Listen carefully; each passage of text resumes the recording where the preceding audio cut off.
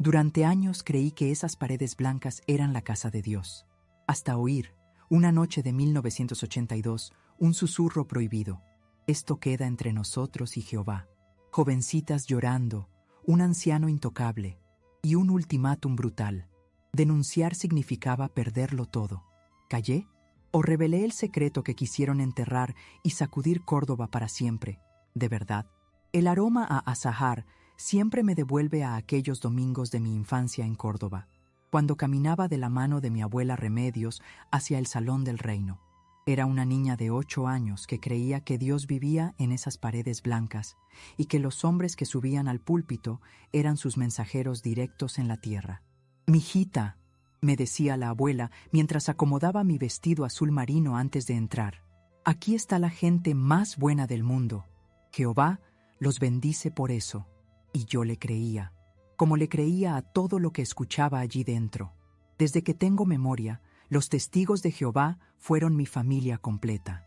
Mi mundo no se extendía más allá de las reuniones de martes y jueves, los domingos de predicación casa por casa, y las asambleas de verano, donde nos reuníamos miles de hermanos vestidos con nuestras mejores galas. Mi padre, Miguel Ángel del Pilar, era siervo ministerial desde antes de que yo naciera. Mi madre, Carmen, pionera regular que dedicaba 70 horas mensuales a la predicación. Mis 2 hermanos mayores, Francisco y Antonio, ya bautizados y ejemplares en la congregación. Para nosotros, el mundo de afuera era un lugar peligroso, lleno de inmoralidad y personas controladas por Satanás. Nuestros únicos amigos eran hermanos de fe. Nuestras únicas diversiones, las reuniones sociales después de las asambleas. Nuestro único futuro, servir a Jehová hasta que llegara el paraíso. En nuestra congregación, Jardines de Córdoba, todos conocían a todos. Éramos 120 publicadores que compartíamos alegrías y penas como una gran familia. Y de todos nosotros, nadie generaba más respeto y admiración que el anciano José Antonio Morales. Era un hombre de 60 y tantos años, cabello plateado siempre perfectamente peinado, trajes de color gris que contrastaban con sus ojos claros y bondadosos. Tenía una voz suave pero firme cuando hablaba desde la plataforma, una sonrisa paternal para cada hermano que se le acercaba y una reputación intachable de 30 años sirviendo a la organización. «El hermano José Antonio», decía mi padre durante las cenas familiares, «es de esos hombres que Jehová usa como ejemplo para todos nosotros». Las hermanas mayores de la congregación suspiraban cuando él daba los discursos bíblicos. Las jóvenes lo saludaban con especial reverencia. Los niños corrían hacia él después de las reuniones para recibir sus caramelos de menta y sus palabras de aliento. Incluso los otros ancianos parecían consultar su opinión antes de tomar decisiones importantes. Yo tenía 16 años cuando me bauticé en una asamblea de distrito en Sevilla durante el verano de 1982. Recuerdo perfectamente el momento en que salí del agua, el sol andaluz calentando mi vestido blanco empapado, los aplausos de miles de hermanos, la sensación de que finalmente pertenecía por completo a la familia de Dios. «Ahora eres una hermana de verdad», me dijo el hermano José Antonio después de la ceremonia, colocando su mano en mi hombro de manera que entonces me pareció protectora. «Jehová tiene planes especiales para jóvenes dedicadas como tú». Durante los siguientes meses, comencé a participar más activamente en la predicación. Acompañaba a las hermanas mayores los sábados por la mañana, visitando las casas del barrio de San Basilio, compartiendo nuestra literatura y ofreciendo estudios bíblicos gratuitos. Los martes por la noche, en la escuela del ministerio teocrático, practicaba mis presentaciones y mejoraba mis habilidades para enseñar. Fue durante una de esas reuniones de martes, en octubre de 1982, cuando vi algo que cambiaría mi vida para siempre. Había llegado unos minutos antes porque mi madre necesitaba ayudar a preparar el salón para una reunión especial de ancianos que tendría lugar después del programa regular. Mientras organizaba las sillas en la segunda escuela, escuché voces bajas que venían del cuarto trasero donde se guardaban las publicaciones. «No puedes contarle a nadie lo que pasó». Era la voz inconfundible del hermano José Antonio, pero en un tono que nunca le había escuchado antes. Áspero, amenazante. «Pero yo no hice nada malo», respondió otra voz que reconocí inmediatamente. Era Marisol, una hermana de 15 años, hija de una familia ejemplar de la congregación. Si hablas de esto, continuó él, vas a traer reproches al nombre de Jehová. ¿Eso es lo que quieres? ¿Ser responsable de manchar la reputación de la organización? Mi corazón comenzó a latir tan fuerte que temí que pudieran escucharlo. Me quedé inmóvil detrás de las sillas, sin saber si debía irme o quedarme. No entiendo por qué. La voz de Marisol sonaba quebrada, como si estuviera llorando. Tú me entiendes perfectamente, la interrumpió él. Y sabes que esto queda entre nosotros y Jehová. Cuando salió del cuarto unos minutos después, el hermano José Antonio tenía la misma sonrisa paternal de siempre. Marisol salió varios minutos más tarde, con los ojos rojos y la mirada perdida. Esa noche no pude dormir. Las palabras que había escuchado daban vueltas en mi cabeza como un disco rayado. Durante las siguientes semanas, comencé a observar más atentamente las interacciones del hermano José Antonio con las jóvenes de la congregación. Y lo que vi me heló la sangre. Mi nombre completo es María del Pilar Jiménez Morales, pero en la congregación todos me conocían simplemente como la hermana María del Pilar. Nací en el invierno de 1965 en un pequeño pueblo a las afueras de Córdoba, cuando Franco aún gobernaba España, y mis padres creían que el mundo se estaba volviendo tan malo que solo un milagro divino podría salvarlo. Mi infancia transcurrió entre los naranjos que mi abuelo Antonio cultivaba en su pequeña finca y las interminables reuniones en el Salón del Reino. Éramos una familia de 5, mis padres, mis 2 hermanos mayores y yo, la Benjamina, la que siempre tenía que caminar más rápido para alcanzar sus zancadas camino a la predicación. Papá trabajaba como mecánico en un taller cerca de la estación de autobuses. Tenía las manos siempre manchadas de grasa, pero se las lavaba meticulosamente antes de cada reunión hasta que brillaban como si fueran a presentarse ante el mismísimo Jehová. Mamá se dedicaba por completo a la casa y a la organización. 70 horas mensuales de predicación que cumplía religiosamente, como quien cumple una cita médica o paga una deuda sagrada. «Mijita», me decía mientras planchaba mi vestido para las reuniones, «nosotros tenemos la verdad. Los demás, pobrecitos, están ciegos». Y yo crecí creyendo que éramos los elegidos, los únicos que conocíamos los secretos de Dios. El hermano José Antonio Morales se había convertido en anciano cuando yo tenía apenas 12 años. Era viudo desde hacía una década, sin hijos, lo que en nuestra congregación lo convertía en una figura algo misteriosa y a la vez paternal para todos nosotros. Vivía solo en una casa de 2 plantas en la calle Real, a 3 cuadras del Salón del Reino, una casa siempre impecablemente limpia que olía a desinfectante y a los caramelos de eucalipto que constantemente llevaba en los bolsillos. El hermano José Antonio, decían las hermanas mayores mientras preparaban el café después de las reuniones, es un ejemplo de dedicación. Vive solo para Jehová. Pero había algo más en sus ojos cuando lo decían, una mezcla de admiración y compasión que yo no entendía entonces. Ahora sé que muchas de ellas habrían querido casarse con él, llenar esa casa silenciosa con risas de niños y conversaciones de sobremesa. Pero él siempre mantenía una distancia respetuosa con las hermanas mayores y una cercanía especial con las más jóvenes. Los otros ancianos de nuestra congregación eran el hermano Fernando Ruiz, un hombre rechoncho de 60 años que trabajaba en correos y tenía 6 hijos, todos bautizados y ejemplares, y el hermano Sebastián García, más joven, de unos 45 años, que manejaba una pequeña librería cristiana en el centro del pueblo. Pero ninguno de los dos tenía la autoridad natural del hermano José Antonio, esa forma de hablar que hacía que hasta los niños más inquietos se quedaran quietos durante sus discursos. Marisol Fernández, la joven que había escuchado en aquella conversación inquietante, era hija del hermano Pedro Fernández, un siervo ministerial que trabajaba en la Oficina Municipal de Obras Públicas. La familia Fernández era considerada ejemplar. 3 hijos bautizados, una hija pionera auxiliar, y la madre, Dolores, que dirigía la Escuela de Ministerio Teocrático para las hermanas cada jueves por la noche. Marisol tenía 15 años, cabello castaño siempre recogido en una trenza perfecta y una sonrisa tímida que iluminaba su rostro cada vez que participaba en los comentarios durante las reuniones. Era el tipo de joven que todas las madres de la congregación querían como ejemplo para sus propias hijas. Estudiosa, obediente, dedicada. Pero después de aquella noche de octubre, comencé a notar cambios sutiles en ella. Ya no participaba tanto en los comentarios. Su sonrisa aparecía menos frecuentemente. Durante los intermedios de las reuniones, mientras antes se mezclaba naturalmente con los otros jóvenes, ahora se quedaba pegada a su madre o desaparecía completamente del salón principal. «Esa niña está creciendo», comentó un día mi madre mientras planchaba. «Se está volviendo más tímida, como les pasa a todas cuando se hacen señoritas». Pero yo sabía que no era eso. Había algo en sus ojos cuando el hermano José Antonio subía al púlpito. Una tensión casi imperceptible que hacía que apartara la mirada y se concentrara intensamente en su Biblia, como si las páginas fueran a protegerla de algo.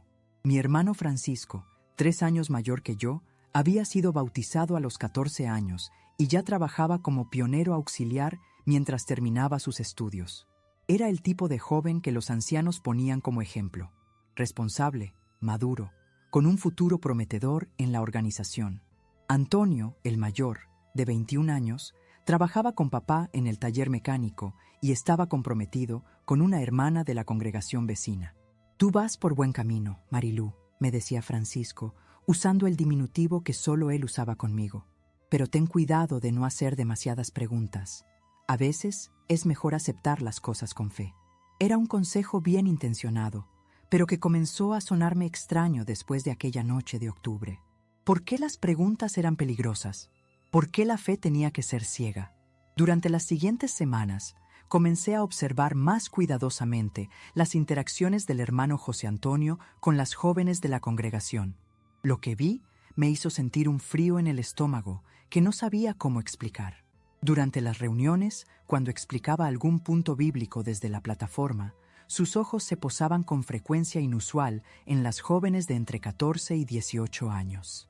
No era una mirada pedagógica como la que dirigía a los hermanos mayores o a los niños pequeños. Era algo diferente, más intenso, más personal. Después de las reuniones, siempre encontraba excusas para acercarse a las familias que tenían hijas adolescentes. «Hermano Pedro», le decía al padre de Marisol, «me gustaría conversar con Marisol sobre su progreso espiritual. Podríamos tomar un café el sábado por la tarde, después del servicio de campo». Los padres se sentían honrados. Que un anciano dedicara tiempo personal a sus hijas era señal de que las jóvenes tenían potencial espiritual especial. Era un privilegio, una bendición. Pero las jóvenes no parecían verlo de la misma manera. Raquel Herrera, de 17 años, había comenzado a faltar a las reuniones con más frecuencia. «Está en una etapa rebelde», explicaba su madre. «Ya sabéis cómo son a esa edad».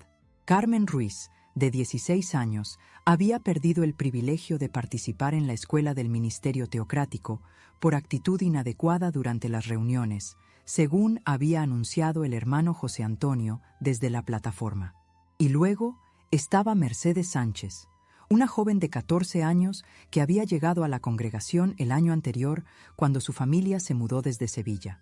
Mercedes había comenzado como una joven entusiasta, participando activamente en los comentarios y mostrando genuino interés por la Biblia. Pero hacia finales de año, su comportamiento había cambiado drásticamente. La hermana Mercedes parece estar pasando por una crisis espiritual, había comentado el hermano José Antonio durante una reunión de ancianos a la que mi padre había asistido como siervo ministerial. Necesita guía espiritual adicional. Me haré cargo personalmente de su desarrollo. Papá había llegado a casa aquella noche visiblemente impresionado. «El hermano José Antonio es un pastor verdadero», le dijo a mamá durante la cena. «Se preocupa por cada ovejita de la congregación, especialmente por las que están perdiendo el rumbo».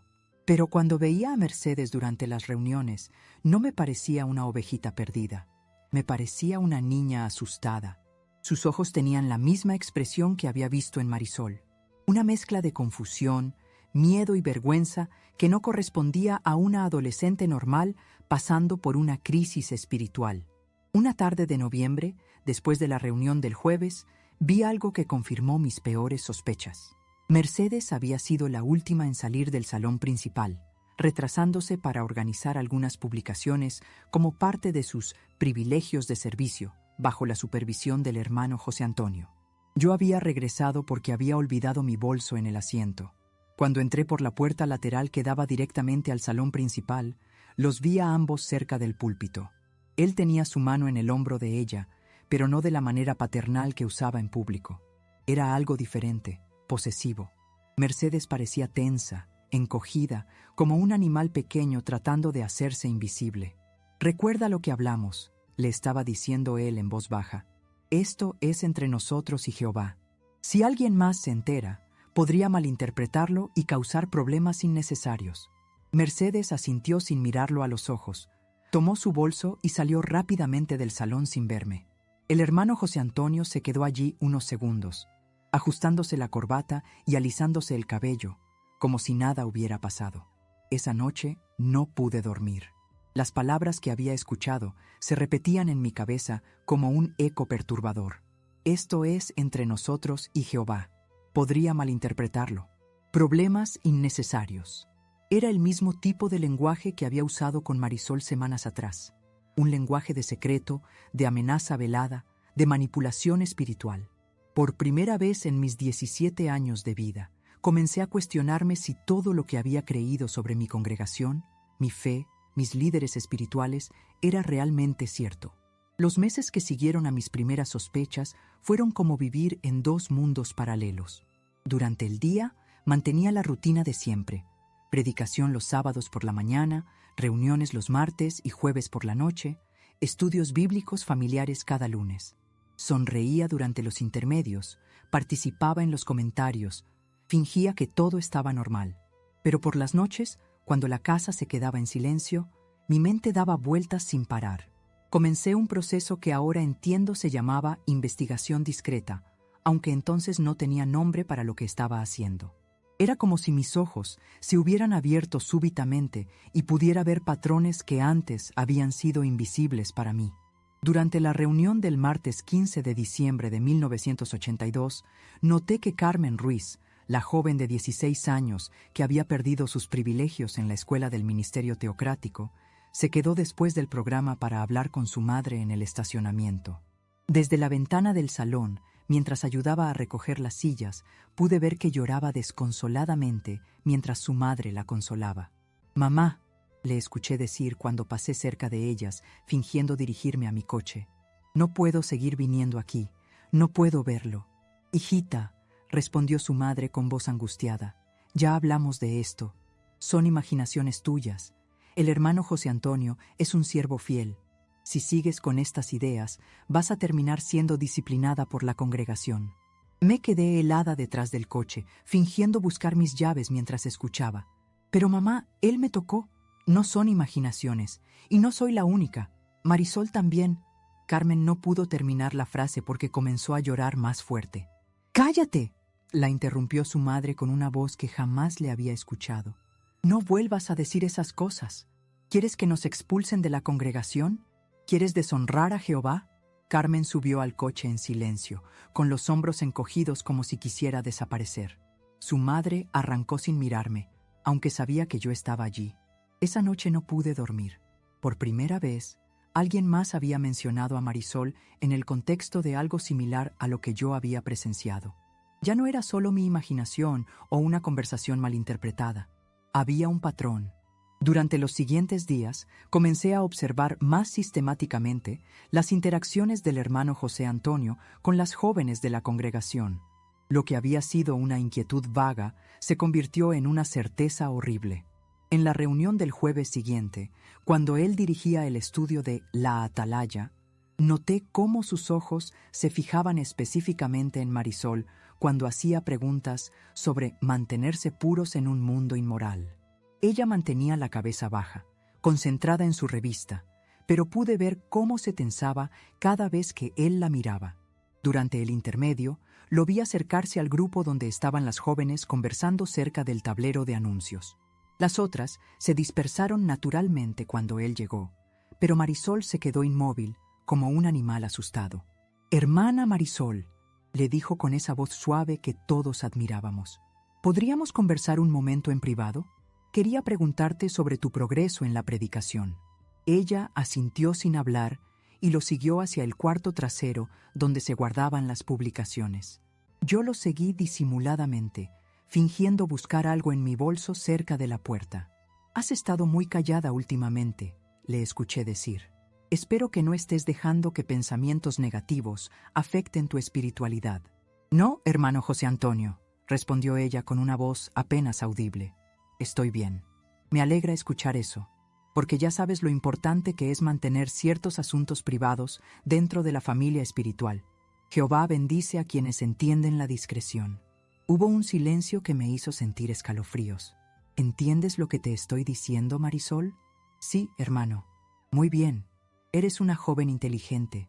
Sé que tomarás las decisiones correctas». Cuando salieron del cuarto unos minutos después, el hermano José Antonio tenía su sonrisa paternal habitual. Marisol parecía aún más pequeña que de costumbre, si eso era posible. Esa noche, durante la cena familiar, decidí hacer un experimento que ahora entiendo era peligroso pero necesario. «Papá», le dije mientras cortaba la tortilla española que mamá había preparado, «¿qué harías si alguien en la congregación fuera inapropiado con una hermana joven?» Mi padre dejó de masticar y me miró con sorpresa. «¿Por qué preguntas eso, hijita?» «Solo curiosidad. En el estudio de ayer hablamos sobre mantenerse puros y me preguntaba cómo manejaría la organización algo así». «Bueno», dijo mi padre intercambiando una mirada con mi madre, «primero tendríamos que estar seguros de que realmente pasó algo. Las jóvenes a veces malinterpretan gestos de bondad, especialmente cuando están en esa edad rebelde. Pero ¿qué pasa si una joven dice claramente que alguien la tocó de forma inapropiada?» Mi hermano Francisco intervino. «María del Pilar, esas son conversaciones muy delicadas. No es apropiado que una joven soltera especule sobre esas cosas». «No estoy especulando», insistí, sintiendo cómo la conversación se ponía tensa. «Solo quiero entender cómo funciona». «Mira, hijita», dijo mi padre con tono paternal pero firme, «si algo así llegara a pasar, que Jehová no lo permita, los ancianos sabrían cómo manejarlo. Ellos tienen la responsabilidad y la autoridad para investigar y tomar decisiones. Nosotros no debemos meternos en asuntos que no nos corresponden». «¿Pero qué pasa si los ancianos no creen a la joven?» El silencio que siguió fue incómodo. Mi madre dejó sus cubiertos en el plato. «María del Pilar», dijo con una voz que conocía bien, esa que usaba cuando estaba a punto de regañarme seriamente. «Creo que estás haciendo demasiadas preguntas sobre cosas que no te corresponden. Una joven cristiana debería estar pensando en cómo ser una mejor sierva de Jehová, no especulando sobre problemas». «Pero mamá», sin peros, «este tema se acabó». Esa fue la primera vez que entendí que incluso en mi propia familia, cuestionar ciertos temas era tabú. La lealtad a la organización estaba por encima de la búsqueda de la verdad, incluso cuando esa verdad podría proteger a jóvenes inocentes. Durante las siguientes semanas, intensifiqué mis observaciones. Comencé a llegar unos minutos antes a las reuniones y a quedarme unos minutos después, prestando atención a conversaciones que normalmente habría ignorado. En enero de 1983, Mercedes Sánchez, la joven de 14 años que había llegado de Sevilla, comenzó a faltar a las reuniones con frecuencia. Cuando asistía, parecía enferma, pálida, ojeras profundas, una tristeza en los ojos que contrastaba dramáticamente con la alegría que había mostrado cuando llegó. Una noche, después de la reunión del jueves, la vi llorar sola en el estacionamiento mientras esperaba que sus padres salieran del salón. Me acerqué a ella. «Mercedes, ¿estás bien?» Levantó la vista, sobresaltada, y rápidamente se secó las lágrimas. «Sí, hermana María del Pilar, solo estoy cansada». «¿Segura? Si necesitas hablar con alguien». Me miró fijamente por un momento, como evaluando si podía confiar en mí. Por un segundo pensé que iba a contarme algo importante, pero entonces apareció su madre desde la entrada del salón. «Mercedes, ¿qué haces aquí afuera? Te vas a resfriar». «Ya voy, mamá». Se alejó rápidamente, pero antes de llegar hasta su madre, se dio vuelta y me miró otra vez. En sus ojos vi algo que me hizo temblar, una súplica silenciosa de ayuda. Esa misma semana, durante el servicio de campo del sábado por la mañana, mientras predicábamos casa por casa en el barrio de San Andrés, Escuché una conversación entre la hermana Dolores Fernández, madre de Marisol, y la hermana Carmen Ruiz, madre de Carmen. Estábamos tomando un descanso en la pequeña plaza del barrio cuando las escuché hablar en voz baja cerca de la fuente. «Carmen, tengo que preguntarte algo delicado», decía Dolores con tono preocupado. «Dime, mujer, ¿tu Carmen te ha dicho algo raro sobre algún hermano de la congregación?» Carmen se tensó visiblemente. «¿Por qué lo preguntas? Es que Marisol...» «Ay, Carmen, no sé cómo decirte esto. Últimamente está muy extraña. No quiere ir a las reuniones, llora por las noches, y cuando le pregunto qué le pasa, me dice cosas que no entiendo». «¿Qué tipo de cosas?» «Dice que no quiere estar sola con el hermano José Antonio, que él la hace sentir incómoda». El silencio que siguió fue devastador. Carmen miró alrededor para asegurarse de que nadie más estuviera escuchando. Pero yo estaba lo suficientemente cerca, fingiendo leer mi Biblia en un banco cercano. «Dolores», dijo Carmen finalmente, con una voz muy baja. «Carmen me dijo algo similar hace unos meses». «¿En serio?» «Sí, pero cuando se lo conté a mi marido, me dijo que eran imaginaciones de adolescente, que estas chicas ven romance y malicia donde no los hay». «¿Pero qué hacemos si...» «¿Si qué? ¿Si acusamos a un anciano respetado basándonos en las fantasías de nuestras hijas adolescentes? ¿Sabes lo que eso significaría para nuestras familias?» Dolores suspiró profundamente. «Tienes razón. Pero es que me duele verla así. A mí también me duele ver a Carmen, pero creo que lo mejor es mantenerlas ocupadas con actividades espirituales y orar para que superen esta etapa. ¿Crees que deberíamos decirle algo al hermano José Antonio? Tal vez él podría aconsejarlas». «¡No!». La respuesta de Carmen fue tan rápida y enfática que hasta yo me sobresalté. «Quiero decir, no creo que sea buena idea. Podría malinterpretarse». Se quedaron calladas unos minutos y luego Carmen agregó: «Dolores, creo que es mejor que esto quede entre nosotras. No le digamos nada a nadie más, ¿de acuerdo?» «De acuerdo». Esa conversación me confirmó algo que había empezado a sospechar. No era la única que había notado algo extraño. Había otras madres preocupadas, otras jóvenes afectadas, pero el miedo a las consecuencias las mantenía en silencio. Durante febrero de 1983, mi angustia se intensificó.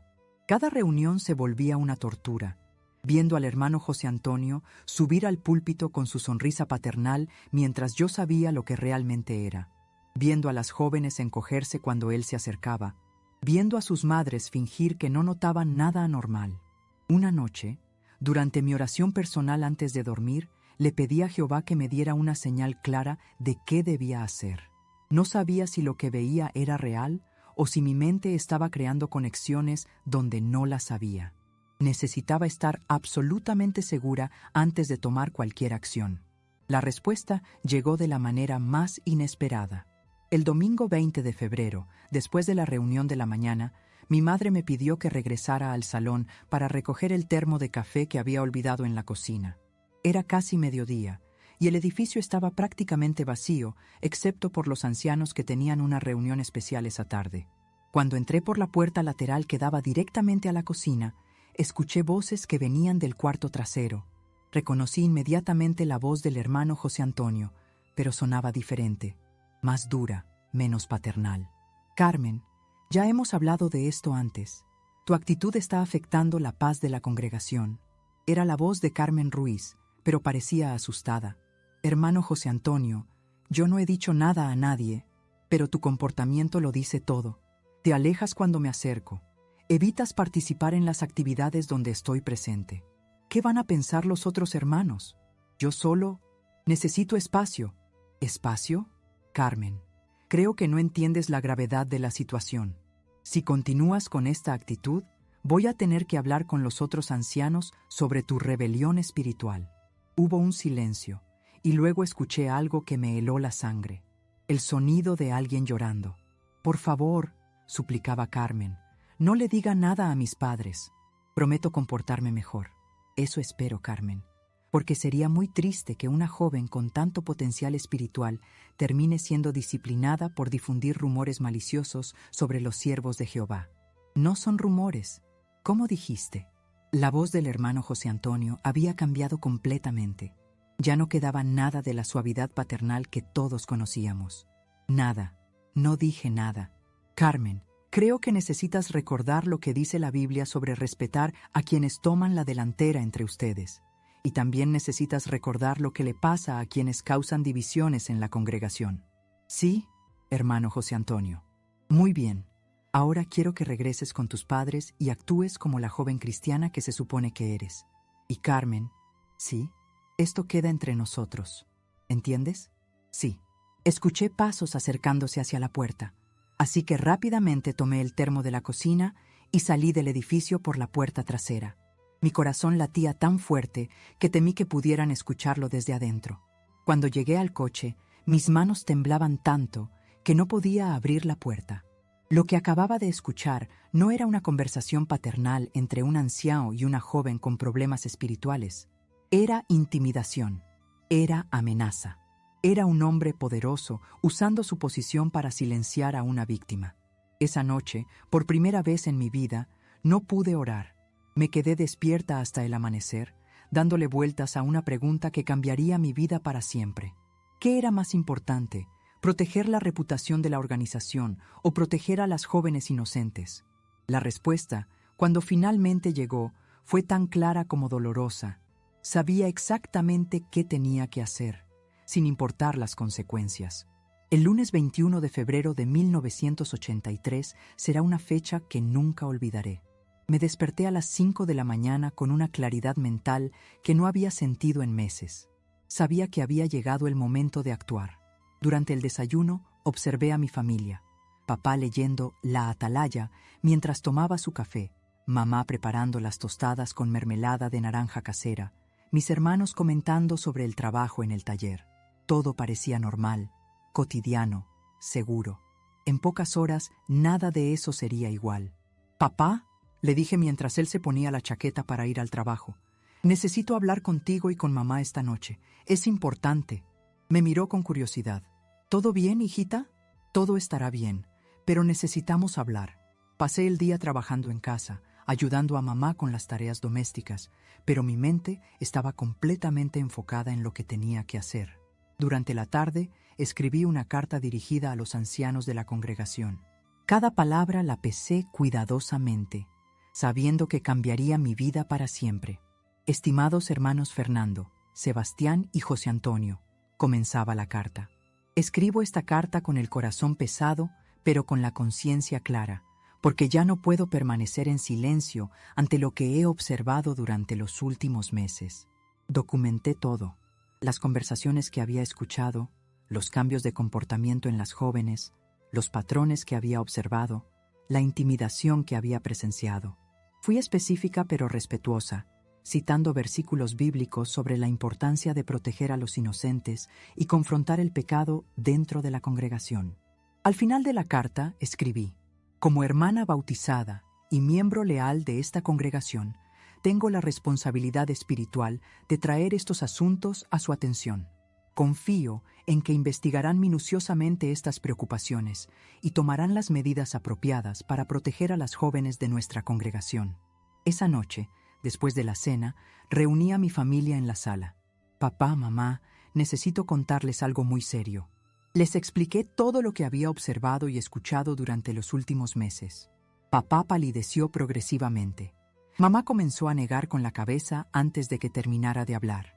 «María del Pilar», dijo papá con voz temblorosa, «¿estás absolutamente segura de lo que estás diciendo?» «Completamente segura, papá». «Hijita», intervino mamá, ¿te das cuenta de la gravedad de lo que estás sugiriendo? Estás acusando a un anciano respetado». «No estoy acusando, mamá. Estoy reportando lo que he visto y escuchado». Francisco, mi hermano mayor, se levantó del sofá. «María del Pilar, esto es muy peligroso. Si te equivocas...»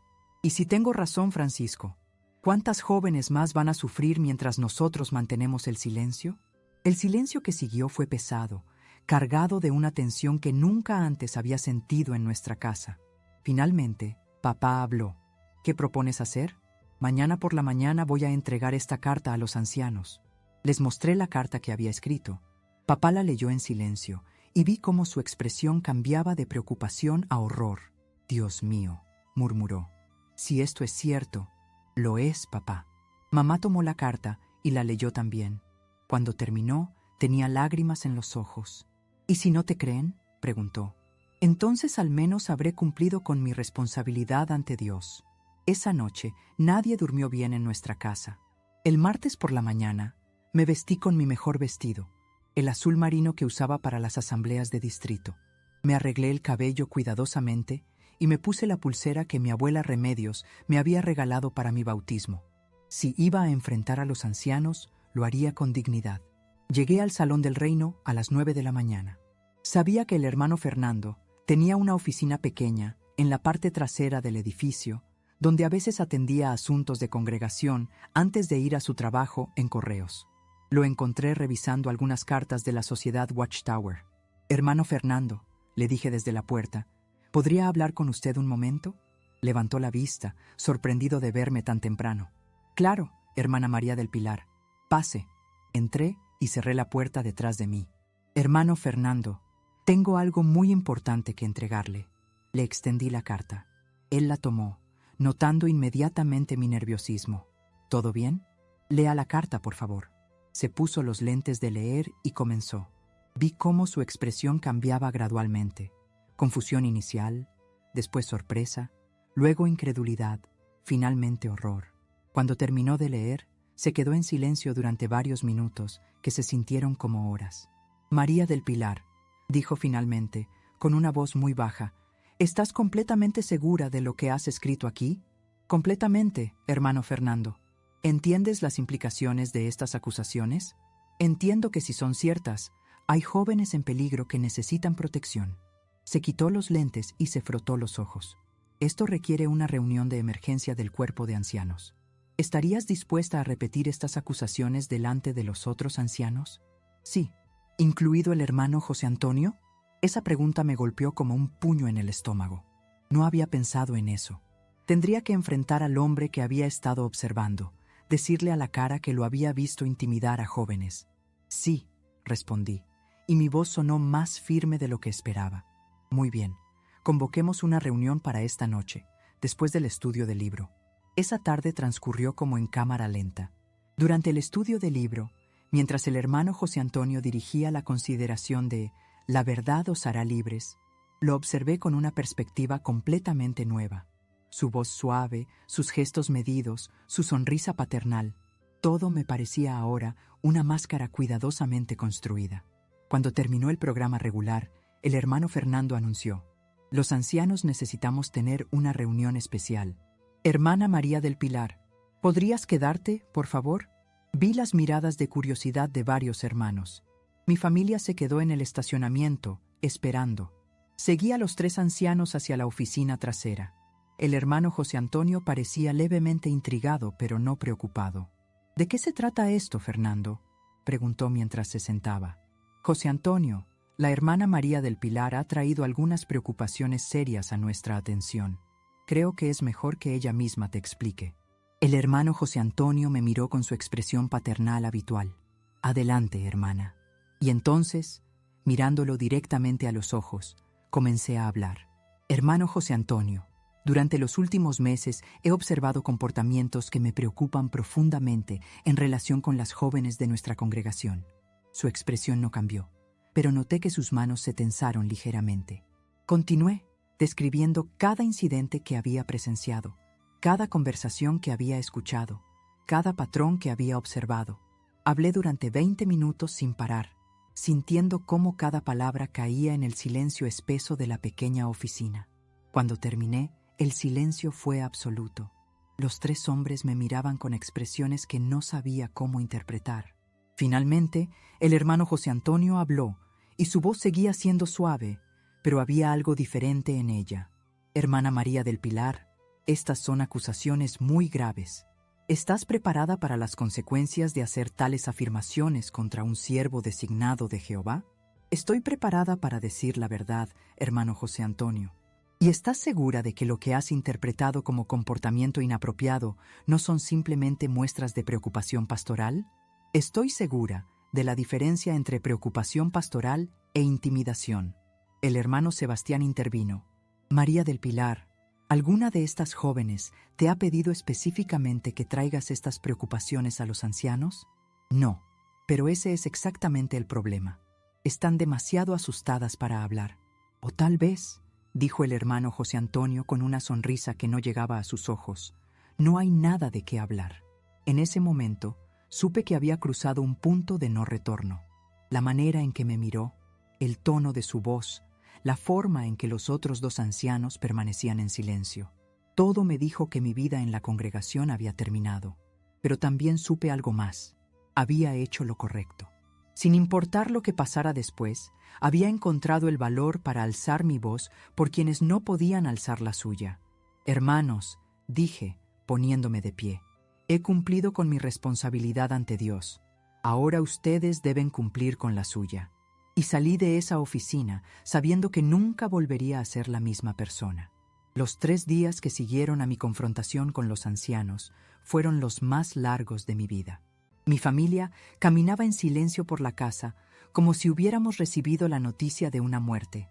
Mamá preparaba las comidas mecánicamente. Papá llegaba del trabajo y se encerraba en su cuarto a orar. Mis hermanos me miraban con una mezcla de admiración y terror. El viernes por la tarde, tal como esperaba, recibí la llamada. Hermana María del Pilar. Era la voz del hermano Fernando, formal y distante. Necesitamos que venga al Salón del Reino esta noche a las 8. Hay asuntos que requieren su atención. ¿Van a investigar mis preocupaciones? Todo será aclarado esta noche. Cuando llegué, encontré a los 3 ancianos sentados detrás de una mesa, como un tribunal. No había ninguna de las jóvenes que había mencionado en mi carta. No había padres preocupados. Solo 3 hombres y una silla vacía frente a ellos. Siéntese, hermana María del Pilar, dijo el hermano Sebastián. Me senté, cruzando las manos en mi regazo para evitar que temblaran. Hemos considerado cuidadosamente sus acusaciones, comenzó el hermano Fernando. Y después de orar al respecto y consultar con la organización, hemos llegado a algunas conclusiones.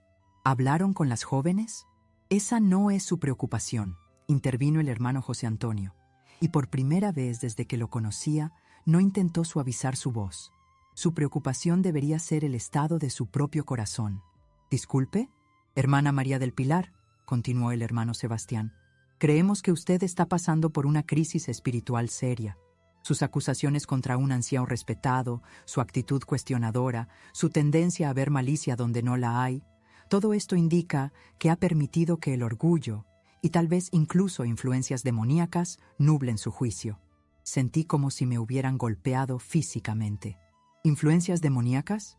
Es la única explicación lógica, dijo el hermano José Antonio, recuperando su tono paternal, pero con una frialdad que me hizo temblar. Una hermana joven, sin experiencia en asuntos de liderazgo congregacional, que de repente desarrolla sospechas infundadas contra siervos designados por Jehová. Es un patrón que hemos visto antes. Hablé con las madres. Ellas también han notado cambios en sus hijas. Hablamos con las familias, dijo el hermano Fernando. Todas confirmaron que sus hijas están pasando por etapas normales de adolescencia. Ninguna respaldó sus interpretaciones de los eventos.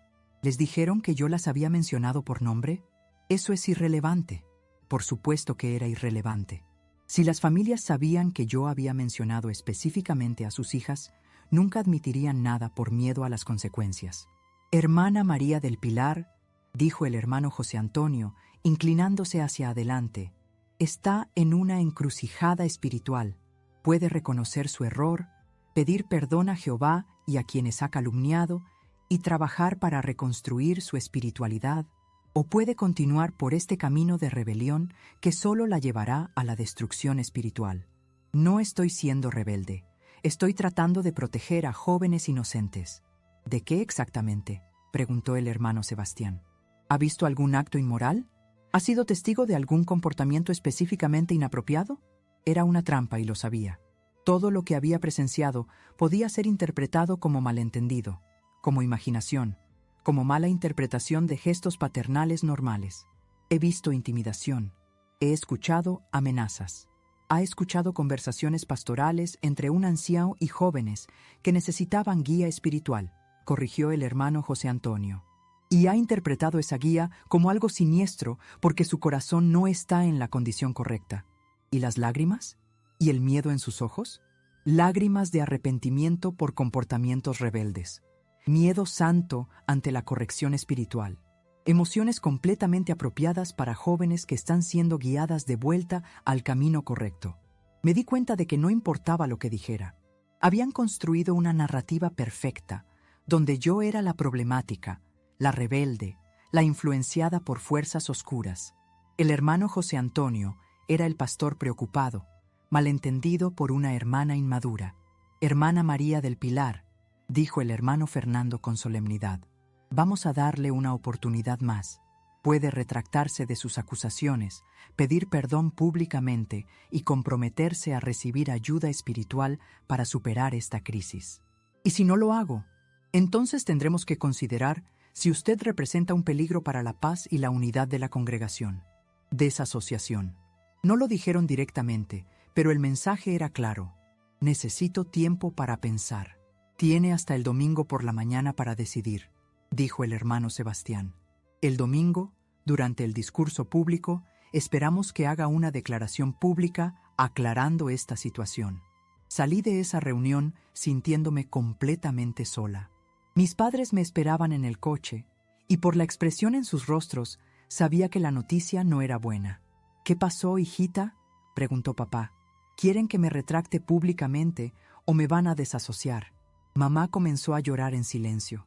Esa noche, por primera vez en mi vida, consideré seriamente retractarme. Sería fácil.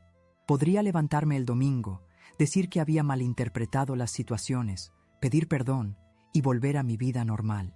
Mantendría a mi familia, mis amigos, mi lugar en la única comunidad que había conocido. Pero cada vez que cerraba los ojos, veía el rostro de Mercedes Sánchez. Veía el miedo en los ojos de Marisol. Escuchaba el llanto desesperado de Carmen Ruiz. El sábado por la mañana, en lugar de ir al servicio de campo, fui caminando hasta la biblioteca municipal. Necesitaba pensar en un lugar neutral, lejos de todo lo que conocía. Me senté en una mesa cerca de la ventana y abrí mi Biblia. Leí los Salmos, buscando orientación. Y entonces encontré el Salmo 82, 3, 4. Defiendan al débil y al huérfano. Hagan justicia al afligido y al menesteroso. Rescaten al débil y al necesitado. Líbrenlos de la mano de los malvados. Era como si Dios me hablara directamente. No importaba lo que me costara. Tenía la responsabilidad de defender a las débiles, de hacer justicia por las afligidas. El domingo por la mañana me desperté con una paz extraña. Sabía exactamente qué iba a hacer. Me vestí con mi vestido blanco, el mismo que había usado para mi bautismo. Me arreglé el cabello en un moño simple y me puse los pendientes de perlas que mi abuela me había regalado. Si iba a ser mi último domingo en la congregación, quería verme digna. Durante el cántico de apertura, busqué con la mirada a las jóvenes que había mencionado en mi carta. Marisol estaba sentada con sus padres, mirando al suelo. Carmen se había quedado en casa enferma, según había anunciado su madre. Mercedes estaba presente, pero parecía un fantasma de la niña alegre que había llegado de Sevilla. Después del discurso público, el hermano Fernando se acercó al micrófono. Hermanos, antes de continuar con la atalaya, la hermana María del Pilar Jiménez tiene algo que decir a la congregación. Un silencio expectante llenó el salón.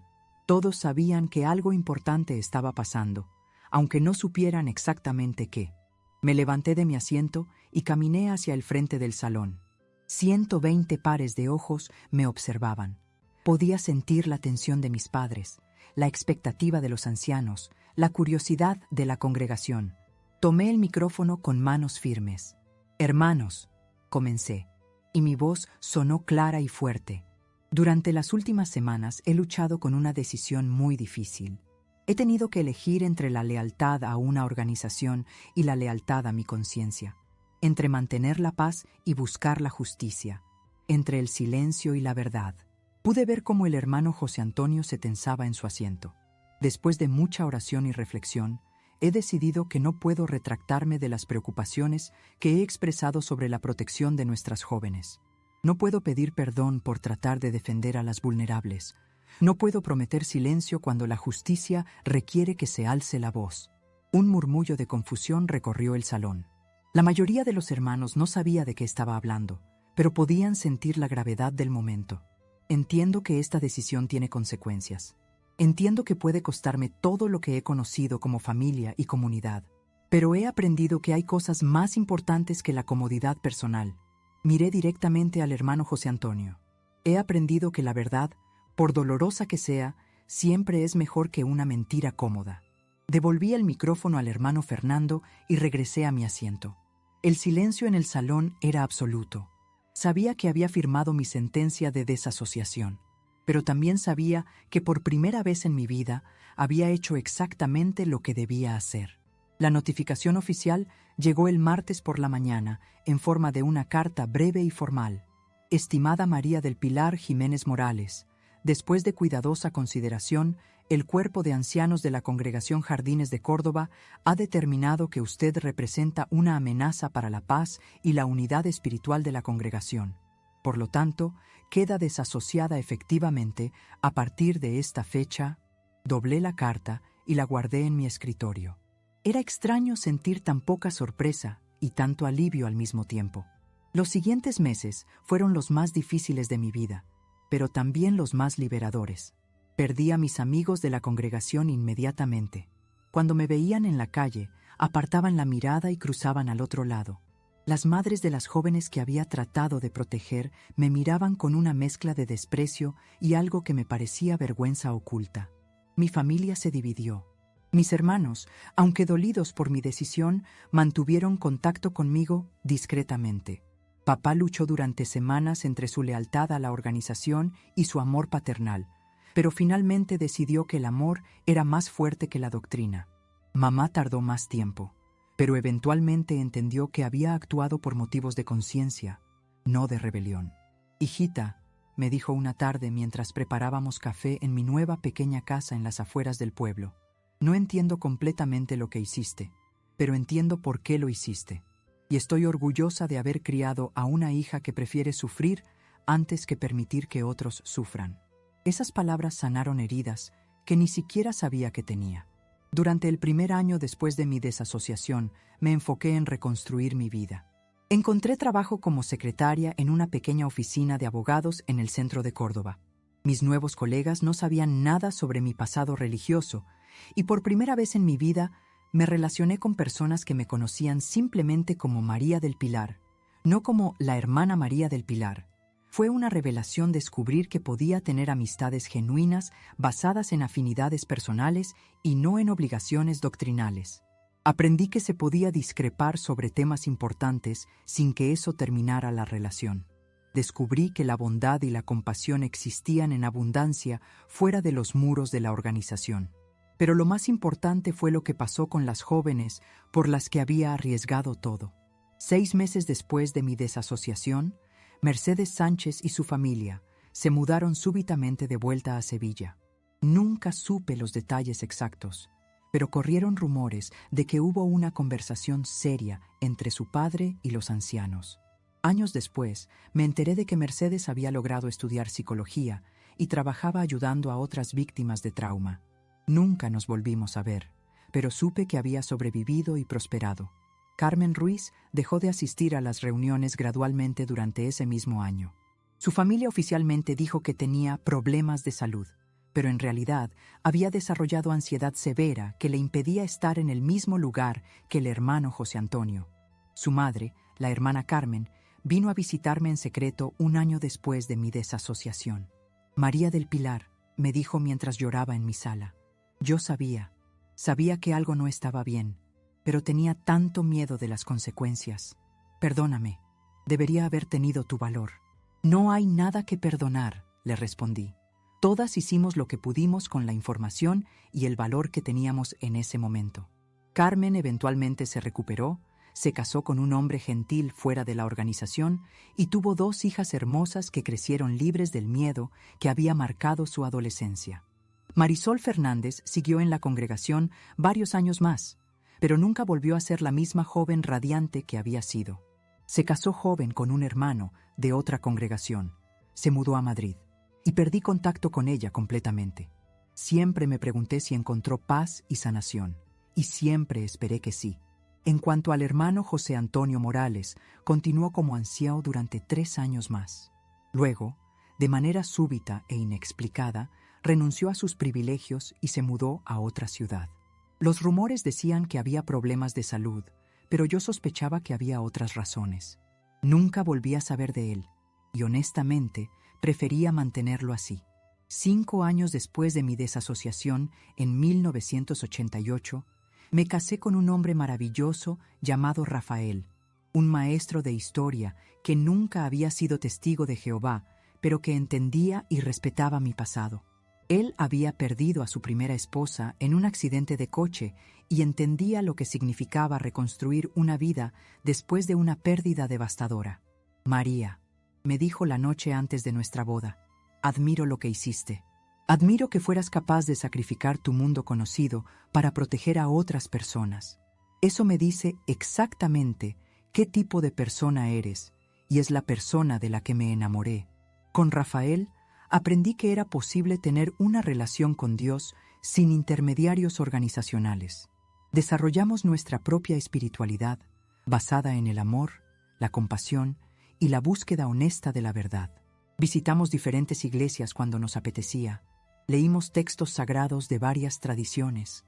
Oramos juntos, pero nunca permitimos que ninguna institución controlara nuestro acceso a lo divino. En 1992, cuando tenía 32 años, recibí una carta que cambió mi perspectiva sobre el impacto de mi decisión. Era de una joven llamada Elena, que tenía 18 años. Estimada señora María del Pilar, decía la carta, usted no me conoce, pero yo he sabido de usted durante años. Soy hija de una familia testigo de Jehová en Granada, y cuando tenía 14 años, nuestro anciano presiding, me pasó lo mismo que les pasó a esas jóvenes en su congregación. La carta continuaba explicando cómo los padres de Elena habían escuchado rumores sobre lo que había pasado en Córdoba, sobre una hermana que había tenido el valor de hablar contra un anciano abusivo. Inspirados por mi ejemplo, habían prestado más atención a los cambios de comportamiento en su hija, y cuando Elena finalmente encontró valor para contarles la verdad, la creyeron inmediatamente. Denunciaron al anciano a la policía, continuaba Elena. Fue arrestado y condenado. Nuestra familia fue desasociada por traer reproches al nombre de Jehová. Pero mi papá dice que prefiere 1000 veces ser expulsado de una organización que fallar en proteger a su hija. Quería que supiera que su valor nos inspiró a actuar cuando llegó nuestro momento. Esa carta me hizo entender algo profundo. Nunca sabemos completamente el impacto de nuestras acciones. Mi decisión de hablar había tenido ondas expansivas que llegaron mucho más lejos de lo que jamás imaginé. Durante los años siguientes, recibí cartas similares de diferentes partes de España e incluso de otros países. Aparentemente, la historia de lo que había pasado en Córdoba se había extendido a través de las redes informales de ex-testigos y familias que habían enfrentado situaciones similares. En 1998, cuando Internet comenzó a volverse más accesible, ayudé a crear uno de los primeros sitios web en español dedicado a apoyar a víctimas de abuso religioso. No solo ex-testigos de Jehová, sino personas de cualquier trasfondo religioso que hubieran experimentado manipulación, control o abuso en nombre de la fe. Rafael y yo nunca tuvimos hijos propios, pero nos convertimos en una especie de familia extendida para docenas de jóvenes que habían dejado organizaciones religiosas controladoras y necesitaban apoyo para reconstruir sus vidas. Nuestra casa siempre tenía una habitación extra para alguien que necesitara un lugar seguro mientras encontraba su camino. Hoy, a los 65 años, miro hacia atrás sin arrepentimientos. Perdí una comunidad, pero gané una familia mucho más grande y auténtica. Perdí una fe ciega, pero gané una espiritualidad madura e independiente. Perdí la seguridad de tener todas las respuestas, pero gané la libertad de hacer las preguntas correctas. Hace pocas semanas recibí una llamada telefónica que me emocionó profundamente. Era Mercedes Sánchez, ahora de 50 años, psicóloga especializada en trauma religioso. María del Pilar, me dijo con una voz llena de gratitud. Pasaron más de 40 años, pero nunca dejé de agradecerte en silencio por haber alzado tu voz cuando yo no podía alzar la mía. Mi vida cambió completamente cuando tu valor le dio a mi familia la fuerza para sacarme de esa situación. Mercedes, le respondí, tu supervivencia y tu éxito son el mejor regalo que podrías haberme dado. Mientras escribo estas líneas, sentada en el jardín de mi casa, rodeada del aroma de los naranjos que planté en honor a mi abuelo Antonio, entiendo que la vida nos presenta momentos donde debemos elegir entre la comodidad y la conciencia, entre la seguridad personal y la protección de otros, entre el silencio y la verdad. No siempre elegimos correctamente. No siempre tenemos el valor necesario en el momento correcto. Pero cuando llega ese momento crucial, donde podemos marcar la diferencia, donde podemos alzar nuestra voz por quienes no pueden alzar la suya, espero que recordemos que hay cosas más importantes que nuestra propia comodidad. El silencio puede protegernos temporalmente, pero la verdad nos libera para siempre. Y esa libertad, por costosa que sea, siempre vale la pena. Esta es una historia real, compartida por uno de nuestros suscriptores. Muchas gracias por confiar en nosotros. Si tú también tienes una historia que te gustaría compartir, escríbenos en los comentarios. Estaremos muy felices de contar tu historia en nuestro canal.